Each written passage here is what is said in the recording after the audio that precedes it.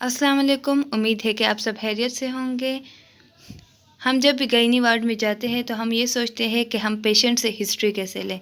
तो मैंने सोचा इसी हवाले से हम एक वीडियो बना लें। तो ये मैंने एक फॉर्म बनाया है, हिस्ट्री फॉर्म।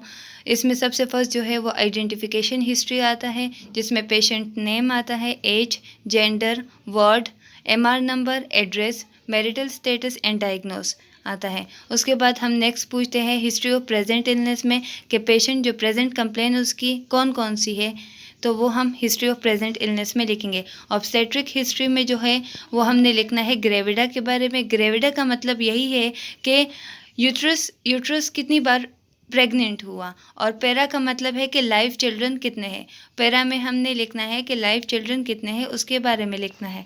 उसके बाद हमने live children and previous abortion कोई हुआ है तो उसके बारे में लिखना है कि लाइव चिल्ड्रन जितने हैं वो हेल्दी है, थिन है, या कोई एबनॉर्मेलिटीज़ उनमें है या नहीं है, एबॉर्शन हुई है कोई तो किस वजह से हुई है। और उसके बाद जेंडर ऑफ द चाइल्ड, जो बच्चे हैं उसमें मतलब मेल कितने हैं, फीमेल कौन कितने हैं वो लिखना है, एज लिखनी है। और इसके अलावा ब्रेस्ट फीडिंग हिस्ट्री लिखनी है। ब्रेस्ट फीडिंग हिस्ट्री लाइक जो उनके चाइल्ड से उन्होंने ब्रेस्ट फीड लिया था या बोतल फीड लिया था, उसके बारे में हमने लिखना है। उसके बाद बर्थ के टाइम में जो बच्चे पैदा हुए थे उसने क्राई किया था या नहीं किया था वो पूछना है। एबॉर्शन ड्यूरेशन, अगर एबॉर्शन हुआ था मदर का तो उसकी ड्यूरेशन पूछेंगे, 6 मंथ में हुई थी या 4 मंथ में हुई थी, उसकी ड्यूरेशन हमने लिखनी है। उसके बाद हमने मेंस्ट्रुअल हिस्ट्री पूछना है। मेंस्ट्रुअल हिस्ट्री में सबसे फर्स्ट जो होगा वो एलएमपी होगा। एलएमपी का मतलब है last menstrual period. Last menstrual period का जो डेट होगा, लाइक हम पूछेंगे पेशेंट से कि उसकी जो लास्ट मेंसेस थी ना उसकी डेट क्या थी। अगर वो डेट याद होगी तो हमने यहाँ पर लिखनी है। और उसके बाद ईडीडी का पूछेंगे। ईडीडी का मतलब है expected date of delivery. EDD का जो एक फार्मूला है, उस फार्मूले के बेस पे हमने एक्सपेक्टेड डेट निकालते हैं। तो वो इंशाल्लाह मैं अगली वीडियो में शेयर कर दूँगी। उसके बाद गेस्टेशनल एज लिखनी है, उसकी डेट लिखेंगे हम। जब ये सारा हो जाए उसके बाद नेक्स्ट हमने पास्ट हिस्ट्री पूछना है कि पास्ट में कोई ऐसी डिजीज़, या पास्ट में जब आप प्रेग्नेंट हुई थी तो ऐसी कोई डिजीज़ जिसकी वजह से कोई एबनॉर्मेलिटीज़ थी उसके बारे में पूछेंगे।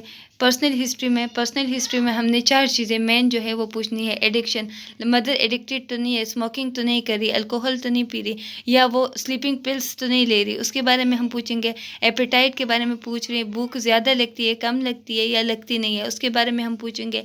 स्लीप पैटर्न के बारे में पूछेंगे कि स्लीप ज़्यादा कर रही है, कम कर रही है या सही कर रही है, उसके बारे में। और एलिमिनेशन बाउल और ब्लैडर पैटर्न के बारे में हमने पूछना है।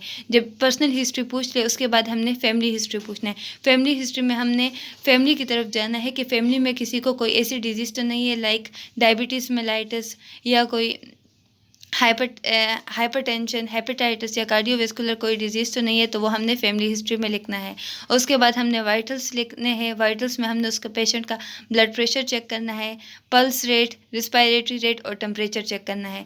वाइटल्स के बाद हमने फिजिकल एग्जामिनेशन करना है पेशेंट का, जिसमें जनरल अपीयरेंस आता है कि वो ओबीस है, थिन है, हेल्दी है, वो सारा हमें लिखेंगे। स्किन कलर पेल है, एनीमिक है, तो उसमें हम स्किन कलर में लिखेंगे।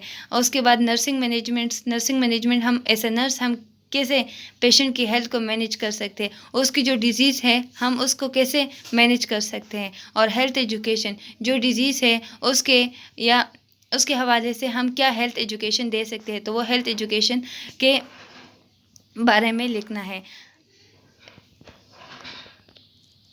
तो ये फॉर्म था जो मैंने सोचा कि मैं शेयर कर लूँ, क्योंकि हम अक्सर जब गायनी वार्ड में जाते हैं तो हम सोचते हैं कि हम हिस्ट्री कैसे लें। तो अगर आपको मेरी वीडियो पसंद आए तो लाइक करें, शेयर करें और सब्सक्राइब करें। शुक्रिया। अल्लाह हाफ़िज़।